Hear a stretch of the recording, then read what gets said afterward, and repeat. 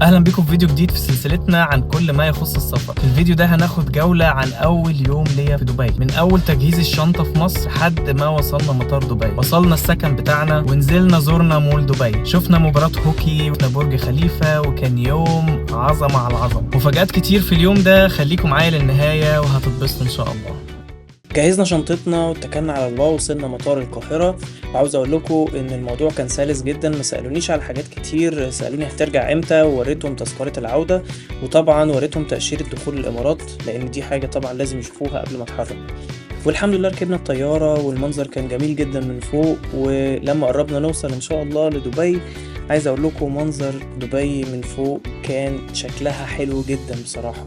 البلد كده تحس من تحت ان هي جميلة جدا، حتى الشوارع منظمة والمرور كويس جدا. كل المطار كان حتى كده حاجة مفرحة، ولما توصل تحس براحة وأمان. الحمد لله ربنا وفقنا ووصلنا بالسلامة من غير أي معوقات. واحنا بننزل من الطيارة بنلاقي مترو داخلي، والمترو ده وصلنا لكل المناطق داخل المطار. مش هتحتاج تمشي كتير بصراحة، وسائل الراحة والأمان عندهم قوية جدا. وصلنا عند منطقة استلام الشنط ونزلنا وقفنا استنينا الشنط على السير، ووصلت الشنط الحمد لله بالسلامة. وكده يبقى وصلنا الحمد لله. خرجنا بره واتفاجئت بصراحة قد ايه الشوارع منظمة زي ما فعلا كنت شايف من الطيارة. المرور حاجة منظمة جدا، والعربيات كلها ماشية في طريقها، مفيش حد بيدخل على حد ولا حد بيضايق حد. واضح ان في نظام قوي جدا في المرور موجود في دبي. الشوارع بصراحة برضو نظيفة جدا، ودي حاجة مبهرة، والبنايات شكلها جميل ومنظم ومتصل جدا. وصلنا الحمد لله البناية بتاعتنا فيها السكن، وده شكل السكن اللي سكننا فيه. ده اسمه بارتيشن ده بيكون مكان هو يعتبر للنوم بس، مش لأكتر من كده. بيكون فيه سرير صغير ودولاب، وده يدوب بيبقى كافي لان انت ترجع بالليل تعبان تنام، او ترجع بعد شغلك ترتاح، او لو لسه بتدور على شغل طبعا هتنزل وترجع اخر اليوم، يا دوب هتلاقي مكان ترتاح فيه. ده بيكون جوه شقة، وبيكون في تكييف مركزي متصل بالشقة كلها.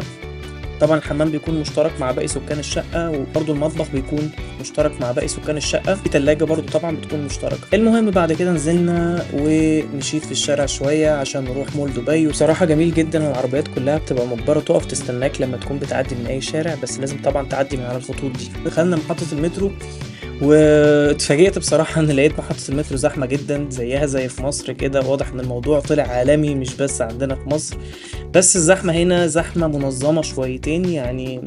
مفيش حد بيدخل على حد، وفي علامات لكل حاجة، والأمن موجود كتير جدا جوه المترو. حتى في علامات لكل حاجة، في علامات تدخل منين وتخرج منين. ولو تاخدوا بالكم حتى داخل المترو نفسه مفيش حد بيزعق، مفيش حد بيزق حد، مفيش أي هرجلة، مفيش أي قلة نظام. كله بنظام وكله بيخرج من غير اي زعاق ومن غير اي مشاكل خالص. طبعا مش محتاج اقول لكم ان المحطة او المترو كلهم مكيفين، لان طبعا انتوا عارفين درجات الحرارة في الخليج. المهم وصلنا الحمد لله، شفنا مباراة الهوكي دي.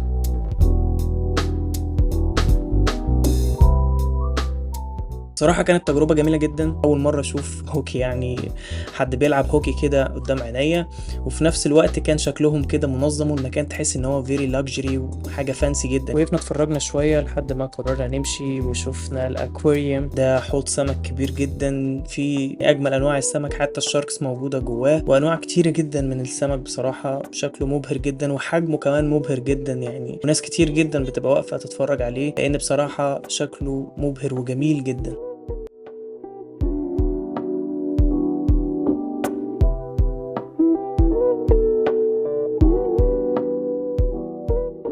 خرجنا الاوبن اريا، والمكان كان حرفيا تحفة.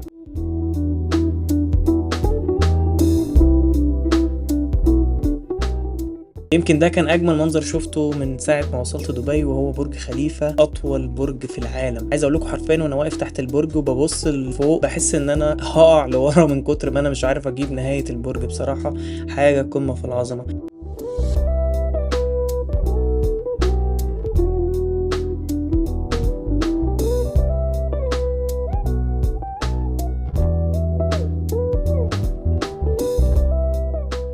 ودي الفاونتين اللي هي النافورة الراقصة، بصراحة شكلها تحفة جدا، والعروض اللي بيقدموها عليها حاجة جميلة. عايز اقول لكم يمكن في الويك اندز بيكون في آلاف من الاشخاص موجودين هناك، بالذات في الاوبن اريا، بيتفرجوا على المناظر الجميلة دي وناطحات السحاب دي كلها والابراج العالية.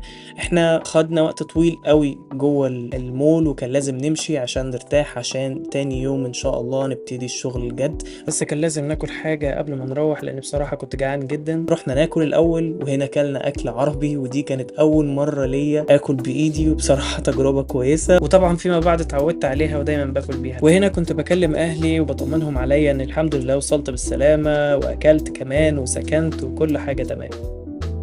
وكده نبقى خلصنا اول يوم لينا في دبي. كان يوم خفيف لذيذ الحمد لله، ما تعبناش فيه كتير واتبسطنا فيه اكتر، بس كنا محتاجين نرتاح عشان نبدا الشغل الجد بقى من تاني يوم. من تاني يوم بدات اني اجهز نفسي ان ادور على شغل سواء اونلاين واوفلاين وبكل الطرق الممكنه. لو عجبكم الفيديو وحبيتوا ان انزل فيديو تاني عن ازاي دورت على شغل لحد ما لقيت شغل واشتغلت، ولو في اي تفصيله محتاجين تعرفوها او اي حاجه مش واضحه في الفيديو، اكتبوا لي هنا في الكومنتات وان شاء الله هرد عليها في الفيديو اللي جاي. شكرا.